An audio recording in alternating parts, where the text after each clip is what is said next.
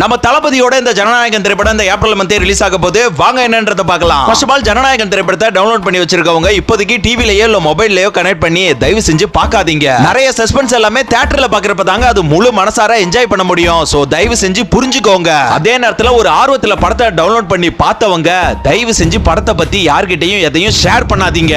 எந்த ஆர்வத்துல படத்தை ஃபுல்லா பாத்தீங்களோ அதே ஆர்வத்துல தியேட்டர்ல செலிப்ரேட் பண்ணணும். இந்த ஜனநாயகன் திரைப்படத்துக்கு நம்ம தமிழ் சினிமா இண்டஸ்ட்ரி மட்டும் இல்லீங்க, ஒட்டுமொத்த தென்னிந்திய சினிமா இண்டஸ்ட்ரியுமே குரல் கொடுத்திருக்கு.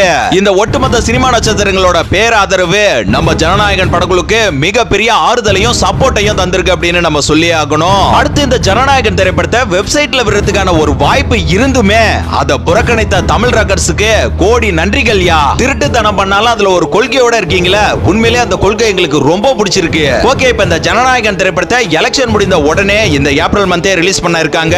ஏப்ரல் 24 இல்ல ஏப்ரல் 25 இல்ல ஏப்ரல் 29 அப்படின்றது படக்குழு சைடுல இருந்து அபிஷியலா அப்டேட் பண்ணுவாங்க. அது வரைக்கும் நம்ம கொஞ்சம் காத்திருப்போம். அடுத்த 10 நாள் கழிச்சு இந்த படத்தை தியேட்டர்ல ரிலீஸ் பண்ணா அதுக்குள்ள சூடு ஆறி போயிடுமே ப்ரோ அப்படின்னு நீங்க கேட்டீங்கன்னா, சூடு ஆறி போறதுக்கு இது ஒன்னும் சுமாரான படம் கிடையாது. சூரசம்காரம் பண்ண போற படம். இந்த லீக்கட் பிரிண்ட் ஆப்ஷன் இருந்துமே இந்த ஜனநாயகன் திரைப்படத்தை நாங்க தியேட்டர்ல மட்டும் தான் பார்ப்போம். ஏன்னா இது எங்க தளபதியோட கடைசி திரைப்படம். அது ஒரு எமோஷனல்ங்க. தளபதி ரசிகர்களின் தீராத கணக்கு ஜனநாயகன் ரிலீஸ் அன்னைக்கு இருக்குடா.